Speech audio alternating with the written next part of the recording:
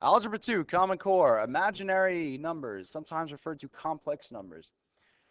In classes in the past, we've kind of probably mentioned imaginary numbers here and there and always just kind of said, we'll talk about that later. Well, we're going to talk about that now. What are imaginary numbers? We referred to them when we were discussing, roots and what happens when a graph doesn't hit the x-axis. That means the roots are imaginary, and we're going to talk more about that also in the next video. But what are imaginary numbers in general? Well, they're not real for one thing, but we still work with them, and so that's a little weird. But let's talk about one way to kind of think about them. So to get into imaginary numbers, sometimes we start thinking about real numbers. So here's a real number line. These are real numbers, almost like the x-axis. And we see that in the middle we have 0 and positive to the right, negatives to the left. So you're familiar with the number line. So the first question is, what number do we multiply by that corresponds to a 180 rotation? Say you're starting at the number 2. And if I rotate around the 0 here, and if I rotate 180 degrees, I'll fall on -2. Now, I could think of that as rotating 180, or I could think of it as multiplying by -1. See, a multiply by -1 is the same as rotate 180, right? And if I'm at, say, -3 and I multiply it by -1, I go to +3, and that's the same as going half a circle away, rotating 180 degrees. So that kind of makes sense. What if you want to rotate 90 degrees? Now, if you rotate the number 2 90 degrees, about the center here, where is it going to fall? Rotating 90 degrees, it would land like right here. So where is that? Well, it's not on the axis. Is it on something else? Well, sometimes students will say it's on the y-axis, but we don't have a y-axis drawn here. But if we were to imagine an axis, that's where it would land. It lands on an imaginary axis. So if you rotate 90 degrees, you land on an imaginary axis. So 2 times what gets me there? Because I know 2 times -1 gets me to -2. That's 180 degrees. So what corresponds to 90 degrees? Well, to go from a real number to an imaginary number, you have to multiply by an imaginary number. You have to multiply by I. So what you could do here is, and this would be the number then 2i, because 2 times I is 2i. And 2i is an imaginary number, and it's on an imaginary axis. And then what would happen if we multiplied by another imaginary number? Say we had 2i and we multiplied by another I. Well, we want to think about rotating 90 degrees corresponding to multiplying by I. So if multiplying by I rotates 90, multiplying by I twice is the same as rotating 180. So if you multiply an imaginary by I, you land back into a real spot. Basically, we're trying to make 2 points here. That if you multiply a real times imaginary, you get an imaginary number.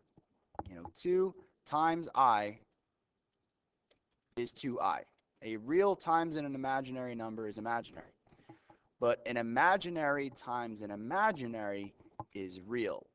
Like 2i times I equals -2. And why is that?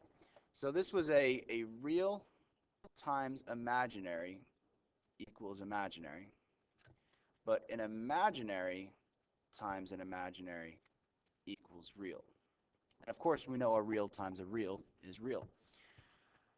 So 2i times I equals -2. Now 2i times I, if we weren't thinking about the final answer, we would write it as 2i squared. And so if 2i squared equals -2, what this ultimately means, and probably the most important thing to remember about imaginaries, is that I squared equals -1. Because remember, we said rotating by 180 is the same as multiplying by -1. Well, rotating 180 is the same as 290s, right? And 290s is I times I. That's I squared. Another way to think about that is we've come across the square root of -1 before. And we've told you that that is imaginary. Because when you do the square root, like the square root of 25, the answer is 5, because square root's basically asking you what times itself is 25, and the answer is 5. 5 times itself, 5 times 5 is 25. But what times itself is negative 1? Nothing times itself is negative. Nothing squares to negative. That's why it's imaginary. Well, when we did radical equations, we learned we could square both sides here, right? And what happens when I square both sides? I get negative 1 equals I squared. Again, confirming this. So remember that. Remember that rotating 90 is like multiplying by I. Now, if I were at this negative 2 and multiply just negative 2 by an imaginary number, I don't go to 2I. I'm rotating another 90 degrees. I would go to negative 2I. Not square. How do I put a square there? Let me just put a dot here and say negative 2I. And if I multiply that imaginary by an imaginary, I get to another real. And it kind of goes round and round and round. So basically, if I multiply, let's start with the number 1 here. If I multiply that by I get to I. If I multiply that by another I get to negative 1. So this corresponds to I squared. And if I multiply that by I get to negative I. And if I multiply that by I get to 1. If I multiply by another I, it just goes round and round and round and round. So as you multiply by I, you rotate 90 degrees around the real axis to imaginary, back to real, back to imaginary, back to real, back to imaginary, and so on, so on, so on. So one of the things we like to ask is what we call the powers of I. What's I to the 8th, I to the 15th, I to the 41, I to the 50th? Well, start with I to the 8th. I to the 8th is multiplying by I 8 times. And each multiplication by I is 90 degrees. So starting at the number 1 here, if I multiply by it once, I get here. Multiply by another I, by another I, by another I, and so on for 8 times. That'd be 1, 2, 3, 4, 5, 6, 7, 8 equals 1. I to the 8th equals 1. And what you recognize is every time you get to a multiple of 4, like I to the 4th, I to the 8th, I to the 12th, I to the 16th, that corresponds to a full 360. Because I to the 4th is 4 i's, and every 4 i's is 4 90s, and 4 90s is 360. So I squared equals negative 1. I to the 4th equals positive 1. Because the same thing as doing a full 360 circle. I to the 15th, well, I could go around it a bunch of times, but we do have a shortcut here that our calculator can do operations of I with us. Now, first of all, if you look in your mode, next to the word real, it says A plus BI. That's a complex number setting. You want your calculator to be on that at all times. You never need to take that off. Make sure it's like that. And you could type in I, which you get second decimal point, and raise that to the 8th. It will give you the answer. Oh, no, it didn't. What happened? Well, calculator gets a little strange. If I did I raised to the 4th, it should do that for me. But I to the 8th, it didn't. Calculator gets a little confused when our exponents get higher than 4. But we have a way around that. If you hit the math button, go to the number folder, and choice number 3, I part. If you do that, then type I to the 8th, it will solve it for you. So if you ever have exponents of I larger than 4, type it into I part, and it'll do the work for you. So let's do the rest of these. So math, I part, I raised to the 15th is negative I. And that, again, makes sense if you think about it in terms of the graph, because I'd go around 12, 13, 14, 15 times I'd be here. So that equals negative I. I to the 41, well, that's going to equal positive I if you type it into I part. And again, the reason is because I to the 40 is a multiple of 4. That'd be, a full 360, and then 1 more than that is I. And I to the 50th is negative 1. So that corresponds to, we would end up doing 48, 49, 50. We'd end up in the negative 1 spot. But you could just type that stuff in your calculator. You don't need to really worry about it.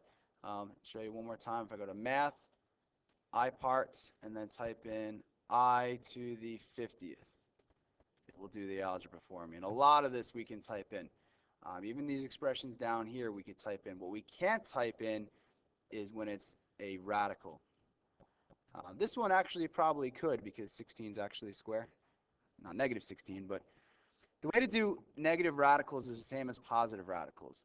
The square root of 16 is 4. Well, the square root of negative 16 is going to be 4 I.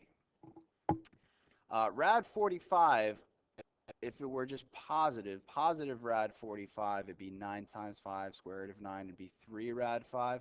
Well, that means that the rad negative 45 is 3I rad 5. So if you can simplify positive radicals, you can simplify negatives. You just got to attach I out front. These we could just type in. You don't necessarily need to. Like this one's just adding. 5 plus 7 is 12. 2I minus 3I is negative I. This one, 5 minus 7, negative 2. 2 minus negative 3I. Remember, minus and negative, it becomes plus 5I. But you could type them in, and I'll show you that real quick. Just type it in exactly as you see it. Because the exponents are less than 4 here, you don't need I part. So 5 plus 2I plus, parentheses, 7 minus 3I. And we get 12 minus I. Same thing with the other one. You can type that one in. Multiplication is a little bit trickier. 5 plus 2, but you can just type it in. Now, we would design problems sometimes that have like an X thrown in there or something like that where it's designed so you can't just type it in. We'll see that in class. This one came out to be 41 minus I. 41 minus I. So some of them you could just type in. Now, like I said, if there's an X or an A in here, then you can't. You got to do the algebra manually, but a lot of them you can. So this is working with imaginary numbers. You'll see more of this later. See ya.